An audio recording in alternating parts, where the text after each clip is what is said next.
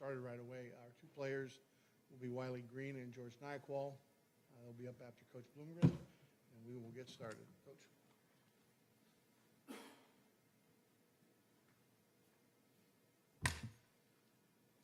All right, thank you all for coming out today. Saturday's game was one we really have to learn from. You know, we continue to build this culture and this program. We got to learn how to finish games. It's really simple. I thought that we did a lot of things, a lot of good things. I thought we played well enough to win for about 47 minutes, but that's not how long a football game is in college. We talked all week about starting fast. I thought our guys did that. You know, we had a freshman quarterback start, take us down 11 plays, 75 yards, and get one in the box and end up 7-0. For whatever reason, our football team plays much better when we're able to do that early on. When we can get that early score, it carries over to all the other phases of our football team right now. And we understand why, but I don't think that should be essential to us starting fast as a football team. We should be able to do our jobs regardless of the outcome, but it's obviously what we want for the offense. We want them to come out there and work those plays, those openers like we have, and make enough plays to find a way in the end zone. Talking more about Wiley, he played a really solid game. He did a lot of things with his feet. He improvised on a couple. He protected the ball to the best of his ability. We have one turnover. They're deep in our own end zone or our own side of the field in the fourth quarter that we've got to continue to eliminate. But really did a good job with some throws and made some throws that are pretty big time, and really showed off his arm talent. So bright future that we all got to take a little sneak peek at there. Austin Trammell had a career day for us. He had 10 catches. Freshman running back Juma Otaviano also had a great day. He came in the game, and it was not the intention to play him or for him to have 19 carries, but he ended up having a really hot hand. We saw him play physical. We saw him break tackles, and it was just something that we ended up going with the hot hand, and so he did end up carrying it a good number of times for us. He's also somebody that we know can be in that Wildcat package, but he has the ability to throw the ball down the field as well, so we could see more from Juma as the season continues to go. On defense, we did a much better job of getting pressure on the quarterback, something we've been stressing to the guys. Mason Fine's an outstanding quarterback, and we hit him 10 times and sacked him 3. And Anthony Ekpe had those 3 sacks. I thought he was pretty unstoppable on some of those third downs. Really exciting to see him dominate a game like that. And I thought those hits paid dividends as the game went on. You know, it stinks what happens in the fourth quarter, but you just watched him in the third. He pushed the ball earlier than he needed to on some. Some of the times we were getting sacks or flushing them off the spot, you know, DBs were in coverage jeopardy as well. So that's why we always say rush and coverage have to work together. And so that was really good to see our front get after him the way they did. As the old saying goes, Jack Fox is a stud. And it was true again on special teams this week. He averaged 47.3 yards on 7 punts, 5 of those inside the 20. On the year, he has 12 punts inside the 10, which leads the nation. Oh, and by the way, he had a 76-yard career long on Saturday. In addition to that, we talk about Jack doing Jack things. You know, the first kickoff of the second half, we have 2 people go down there. Anthony Ekpe is one of them. And true freshman Matthew Sams, a walk-on who got his first college experience. They put their hat on the ball comes out, and who recovers it but Jack Fox. So once again, for the 4th time this season, he's on the Ray Guy Awards 8 list this week, and we think he's very deserving of it, and we think he's a deserving candidate of that award as well. So Jack is somebody that we are absolutely glad that the Ray Guy Award is recognizing. Moving on to UTEP. Can't underscore this enough. It's a huge game for our football team, huge game for our program, and we are working as such. We are attacking this week, no different than we have other weeks. We are putting in the work. Yesterday was a great day of practice. I thought our defense was flying around. I thought they enjoyed hitting people yesterday. It was awesome to see. I think that you look at what we've done with the last run of good teams in this conference and the way we played them, the way we tried to grow every week. And then you also look at UTEP, and they've played a lot of those same opponents and had some good results against them as well. Coach Dimmel and his staff, they're doing a great job rebuilding that thing. You know, you look at the toughness they're instilling in their guys. You look at how hard they play. It's different than watching the film from last year. They are a much better team than the film that played Rice last year. And I hope that we are too, and that's what we plan to go out there and show this Saturday. I know a couple things about the game. I know that they will not come here and just lay down, because that's not who they are, and that's not what we want either. I know that it is going to be an absolutely physical football game from start to finish, and we wouldn't want it any other way. It's our homecoming. We hope to have all of our lettermen and alumni back. We want our lettermen to know how important they are to this program as we're building it back. So I hope they all come back and watch it, and I hope we can put on a show for them. With that, I'll open it up for any questions.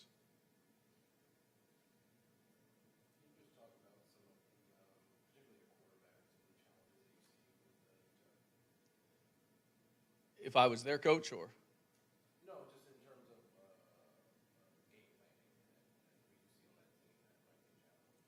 and Okay, yeah, it's an interesting situation for them. You know, they've had some injuries at quarterback as well. They're to their number 3 guy right now. They're also going to run some Wildcat. It'll be interesting to see. It looks like number 8's going to be their guy. You know, he'll step in there. But when they go to the Wildcat stuff, they don't mind living in that world.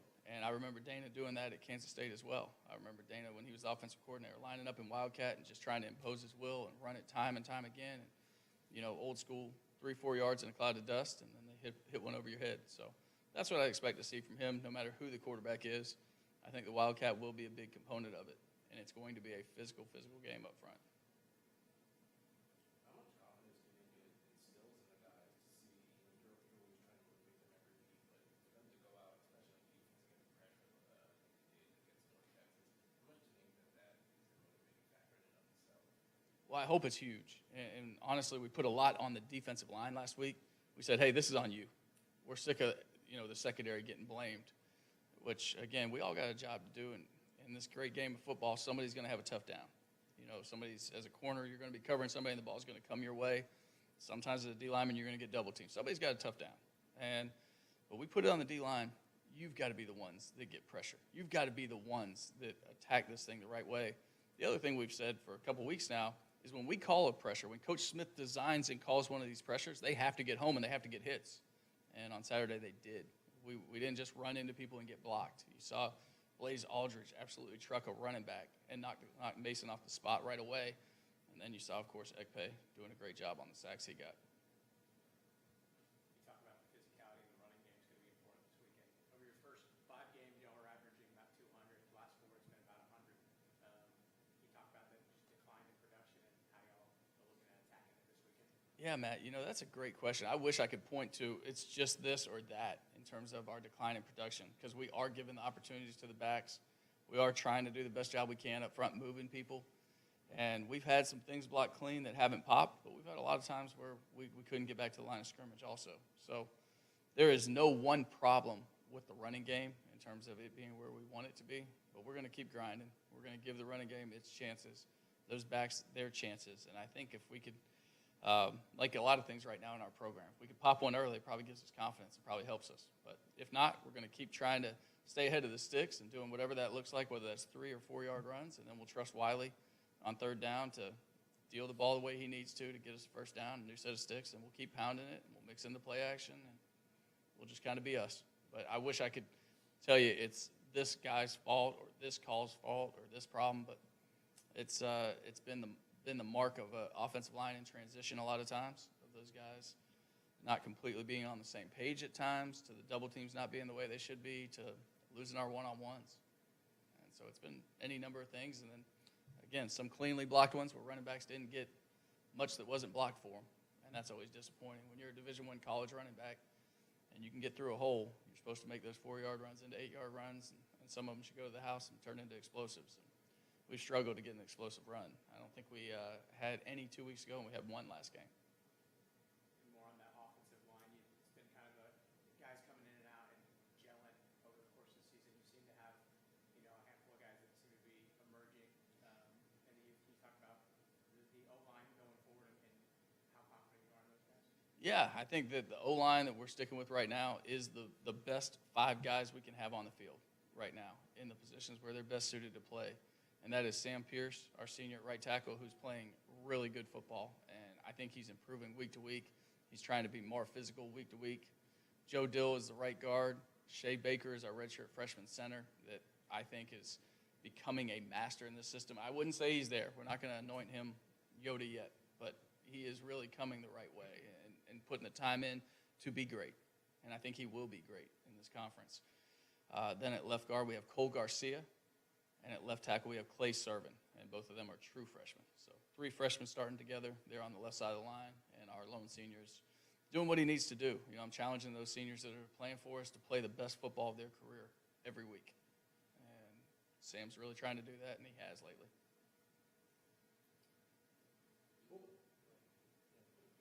What were some of the things Wiley did? You referenced it earlier, but kind of that you don't see from a true freshman quarterback. What are some of those things you like? Yeah, there's a couple things. I mean, just having the ability to go out there and trust in his training. And from the first play of the game on, you know, we had a run-pass option, if you will, called, and he had the ability to just hand it off. But if he got a certain look, we wanted him to throw it. He just knew it was the right look, so he pulled it and threw it. And he continued to do that all game and manage things the right way. Other thing on that first drive, can you imagine after the first earned first down, your first start, that the coaching staff's going to ask you to fake a fumble and then throw a ball 50 yards down the field, and then he completes it. So that was huge. Then you look at the first touchdown. I mean, I would have bet you a ton of money that Wiley Green's first touchdown was not going to be rushing, and I would have lost. But, yeah, I mean, he pulled it at the right time and ended up in the end zone. There's a clip I showed the team yesterday. We talk a lot in here about being a predator, you know, imposing your will on people. And at the quarterback position, you don't always have those opportunities to go and knock somebody's head off. But what he did have the opportunity is knowing that there was a free running blitzer coming at him. And instead of backing away or falling away from the throw, he stepped into the throw looking down the barrel of that blitzer and completed that pass. It was a huge play for us, a first down to Cephas. So those are the kind of things that I think normal freshmen don't do. Matter of fact, there's a lot of seniors that don't do them. So I'm really proud of what he is, and not even going to talk or make any comparisons about Wiley right now. I'm not going to do anything to put a ceiling on him. I'm excited about who he is today, and that's all I want him to be, is the best version of himself today and then a better version tomorrow. Earlier in the season, we talked about, at the end of the day, whatever that redshirt rule is, guys are going to earn their time, and if you're good enough to play, you're going to play. Do you imagine that you'll change that approach at all with what I think 4 games left in the season? Maybe trying to, the guy who hasn't played yet, trying to see what he's capable of and what he can go for. Yeah, Glenn, I don't think so. I don't think it's fair to put anybody on a college football field until they earn it. I don't want to do that to any of our upperclassmen either. There's some people that, you know, are starting to earn that right at this point. There's some great competitions. We know that if somebody can help us on special teams, especially with our injury situation, we're going to let them. If they will earn that right this week, we put them in positions to compete this week in practice. If they'll earn it, they're going to be in there this weekend. So I would love to use that rule. I think Mac Brown used to say if you could only do 15 to 20 plays a game with a true freshman, it's worth burning the red shirt. And we can do it and not even have to burn the red shirt. So that's pretty outstanding.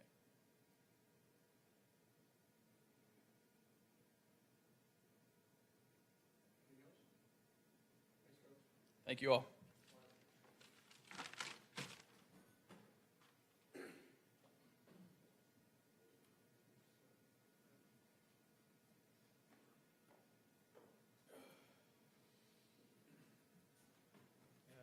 Hello. Pretty cool doing this for the first time, but I think just looking back on last week's game, it was pretty.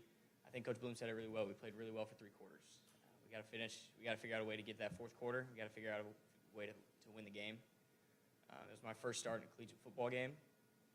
It was pretty exciting getting to drive the field, get a touchdown on that first start, or that first drive was definitely something we talked about all week. Coach Bloom, Coach Ashfield, Coach Mack really challenged the offensive line, and they did a phenomenal job protecting me for the entire game. I'm really proud of those guys. Receivers on the outside making plays all game. Aaron Cephas and Austin Trammell having a career day. Those are guys that can do that every week. They're guys that I look up to. They lead this team very well, and I'm really proud of just how we played physically and mentally. We have to improve coming into this week against UTEP. Coach Bloom says it almost every single day. It's a mindset, and that's something that we have to prepare for and something that we got to go into. And I think UTEP's going to give us a good challenge, and when we get into that 4th quarter when it's going to be a close game, we need to be able to put our foot down and make sure we finish. So that's kind of all I have. If there's any questions. Can you talk a little bit more Yeah, and finishing's a tough subject to talk about because winning college football games is hard.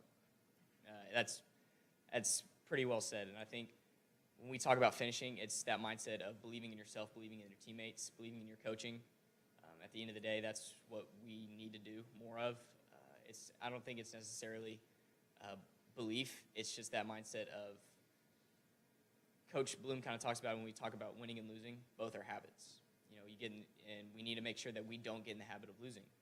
And that's a hard thing to do when your record doesn't show that right now. And we have to, as a team, we have to come together as one, as a family, and that's something we break it out on every single day as family on two. And so we got to make sure that we stay together and stay close as family as we go into this next week against UTEP, and make sure that as we finish that we're putting everything we can in for all 60 minutes. How's the morale of the team holding up basically at this point in the season? Can you talk a little bit about that? There's been situations where it's been tough. I think you can say that about any team that's sitting at our record. But at the same time, I see a lot of positives coming out of it. And a lot of these guys, especially in this freshman class, are pushing for people to not succumb to the standards of what has been in the past. And that's something that we really like, and something that I really like about our classes specifically. And we start to see it all around. The culture's changing here, and that's 100% true in every situation you can think of. As morale's been tough at certain times, but at the same time, we realize, hey, like, we're changing this program, and we're going to start winning games, and it's going to be sooner rather than later. And that's something that I'm really excited about. And I know Coach Bloom's really excited about it because the culture is changing. It wasn't only a couple weeks ago that you had your arm in your sling and you were pretty far down on the depth chart of healthy quarterbacks here. And now you've got a radio show, you're doing a press conference. Can you talk about just the whirlwind the last 3 weeks have been, and how you can stay calm and prepare for a football game in the midst of everything? Yeah, it's kind of been a crazy past couple weeks. With Sean going down about 3 weeks ago, and then Evan having to go down 2 weeks before, or a week after, it's been a lot of change. But at the end of the day, Coach Picasso has been preparing me and prepares every single quarterback in that room like they're the starter. And that's something that I really enjoy, and that's something I really cherish, even when I was a little further down in the depth chart at the beginning of the year, when I was just trying to learn the offense because it's a complicated offense. Just trying to figure out how everything works. Coach Picasso would sit down with whoever you are, if you were the sixth-string quarterback, if you were the starter. He's going to sit down with you, and he wants you to learn the offense as best as he possibly can teach you. And that's something that I really cherish, and I think that's prepared me really well. I think that prepared Evan really well. I think that prepared Sean and Jackson really well. Like, that's something that I can't state enough, how much Coach Picasso has prepared us for the system.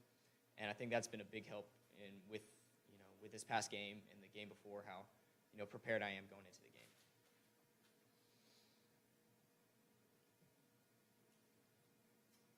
Anything else? Thanks, Tyler. Awesome. Thank you.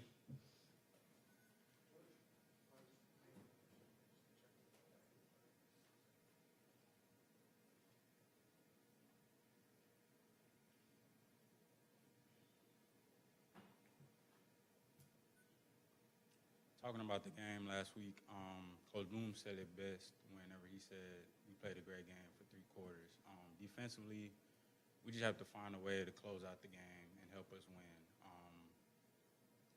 They scored 21 in the 4th unanswered, so we have to find a way to bar our necks whenever, for example, like there's a sudden change or something and we need to get a stop in order to keep us in the game. We have to be able to do that in order to win. Coach Smith always says that the defense, we don't need the offense to win the game. The defense should be able to do it on our own. And looking forward to UTEP, they are a pretty good football team. They want to run the football and impose their will on us. And so Coach Smith always prides him and his defenses into stopping the run. So that's first and foremost what we have to do to win. And after we stop the run, get them in the 3rd and long situations, that's when we can rush the passer and get after the quarterback like Anthony Ekpe did a great job of last week. And whenever somebody's feeling hot, you just have to keep feeding him in order to get the hits on the quarterback like we've been doing. Question? Can you talk a little bit about what sort of energy Prudy is at that secondary? Prudy's a hungry young athlete. He came in wanting to play right away, and Coach Smith gave him that opportunity after we struggled in the secondary a little bit. And after making that change, it has kind of helped us and brought an edge and a chip on our shoulder in the secondary, because we have, at the beginning of the season, we weren't playing as good as we are right now. And so with the addition of Prudy, I think that's really helped us. I mean, the coaches and players always talk about the fact that pressure and coverage are, it's a corresponding relationship. And so for you to see the pressure that you got against North Texas, how did the game feel different on the back end? I think it felt a lot better than it usually did because, you know, being in coverage and then hearing the whistle blow and seeing the quarterback getting sacked and seeing your front seven celebrating, you know, you want to run up there and celebrate with them. And that's a very good feeling to have. What would y'all like to take to the next game that you did so well last week? I think we definitely want to take the quarterback hits and the pressures. This is a pretty good quarterback as well, and so if we can keep hitting them early and keep the pressure on them, you know, it's kind of tough for a quarterback to stay in there and make his throws whenever he knows he's going to get hit, or at least getting that paranoia that he might get hit during that throw or making that throw. How does, I guess, in terms of team attitude, team morale, how does it feel differently this time, this season versus this time last season? Well, that's a pretty tough question for me, you know, because I was just a special teamer last year. But defensively, I think it's, you know, I think we still have that brotherhood between us. You know, we want to stick together and, you know, stick out these last few games and finish off strong. You know, after, you know, the season not going the way we wanted to, we at least want to go out with a bang and have something to start off fresh with for next season as well. This game Saturday with homecoming and mainly a whole bunch of ex-Rice Lettermen around, add a little bit of extra spark to your potential effort? We attack each week the same way, you know, but we want to put on a show for our ex-Lettermen and, you know, with it being homecoming and whatnot, we want to put on the show and light up the scoreboard offensively, control the clock, run the ball, and play great defense.